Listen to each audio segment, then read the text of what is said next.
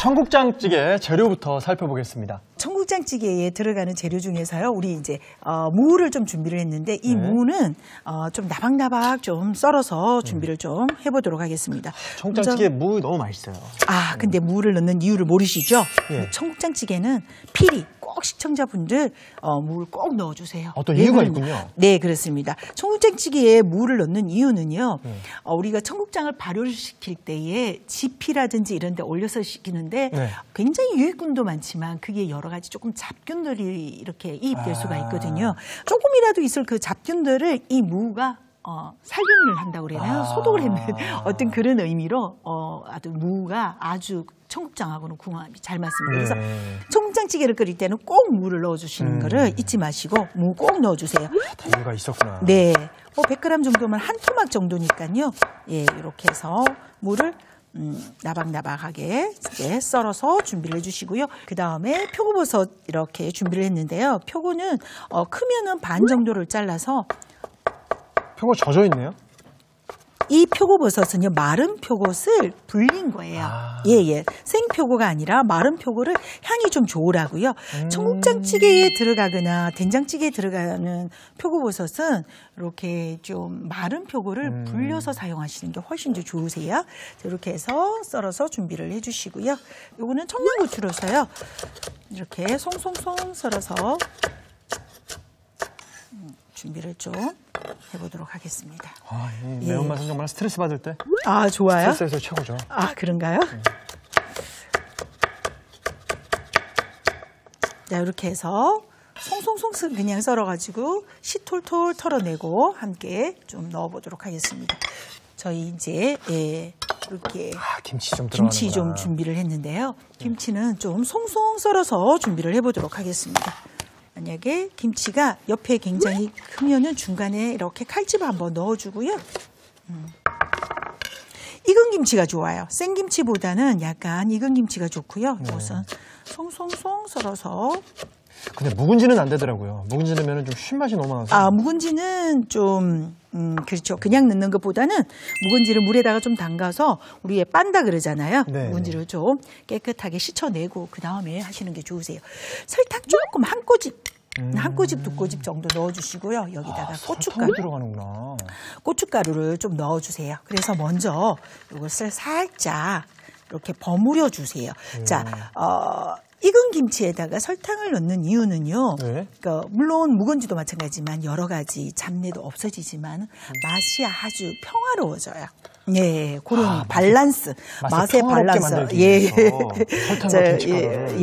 자, 이제 두부는 3분의 1 정도로 해서요. 한 1cm 가량으로 이렇게 그냥 한 입 크기로 썰어주시면 되겠어요. 이렇게 해서 이렇게 그대로 담아서 여기다 넣고요. 자, 고기 좀 준비했는데요. 핏물을 좀 빼주도록 하겠습니다. 이렇게. 쇠고기죠? 네, 쇠고기를 빼주는데요. 자, 오늘은 제가 소고기 불고기감을 좀 준비를 해서 이렇게 핏물을 좀 빼는데요.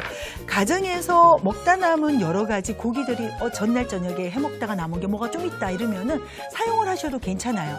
자, 이렇게 해서 이것은 한 2번 정도 잘라주시면 되겠습니다. 너무 많이 말고요. 이렇게 해서 고기 좀, 그래서 핏물을 완전하게 제거를 해주시는 게 아주 깔끔한 청국장찌개를 만드는 거에 포인트예요. 자, 오늘 여기에서 청국장이 4큰술 정도, 4큰술 또는 5큰술도 할 수 있지만 4큰술 정도이면은 여기에 된장을 좀 1큰술 넣었어요. 그래서 같이 조화롭게 했는데 청국장을 잘 먹지 못하는 어린아이들도 된장과 같이 넣어주면은 또 잘 먹을 수도 있어요. 그리고 오늘 또 중요한 포인트는요.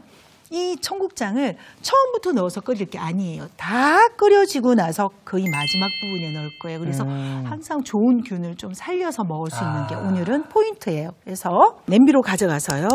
불에다가 이렇게 기름 올려놓고요.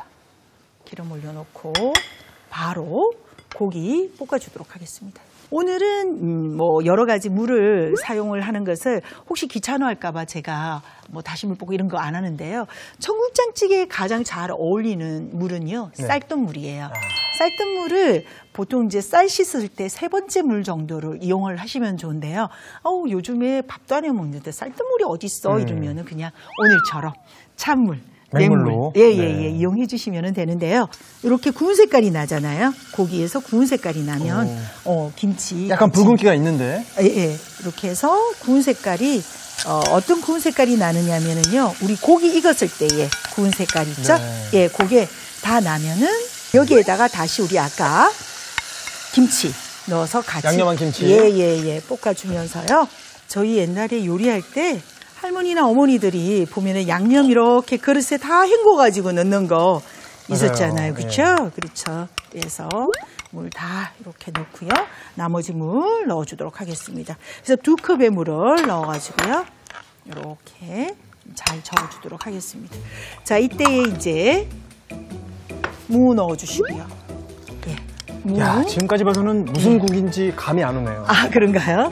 자, 이제 표고버섯도 함께 넣어서요. 그냥 뚜껑 닫고 보글보글 끓여주면 되겠습니다. 마늘 넣어서 마늘만 넣어가지고요. 자, 이제 이렇게 된 상태에서요. 이제 그 무만 투명하게 익으면은 다 된 거거든요. 그래서 뚜껑을 덮고요. 끓여보도록 하겠습니다. 네. 불을 조금 줄여서 끓여서 맛이 좀 충분하게 서로가 어우러지도록. 자, 이제 정말 무가 투명해졌네요. 네, 이제 보시면은 이렇게 무가 이렇게 이제 투명해져서 벌써 냄새가 좋아요. 아, 그런가요? 이제 이렇게 잘 끓여졌으면은 이때에 청국장, 이제 오늘의 주인공이죠. 청국장 좀 넣어주시고요. 그다음 된장 좀 넣어주시고. 이제 청국장이 들어가게 되면은 이제 국물 자체가 좀 빡빡해지죠. 여기 이제 국간장 좀 넣으시는데요. 약간 싱거울 수가 있어요. 그럴 때 반드시 여기는 간이 조금은 더 돼야 되거든요. 그럴 때는 소금 조금 넣어서 이제 해주시면 되겠습니다. 그래서 소금은 제가 조금만 넣어서 준비를 하고요. 이제 기본적으로 이렇게 되면은 다 된 거예요. 그래서 두부 좀 올려주시고요. 네. 두부 좀 이렇게 올려주시고요. 여기에다가 한꺼번에 이렇게 넣어가지고요. 끓여주면은. 아, 색깔도 곱네요. 아, 그런가요? 네. 그래서 누구나 좋아할 수 있는 그런 청국장찌개가 된답니다. 야, 이거는 떠먹는다기보다 이제 네. 밥에 이렇게 얹어 먹는 느낌이 그렇죠. 나겠네요. 자작하고. 예. 좀 걸쭉하고. 맞아요. 예.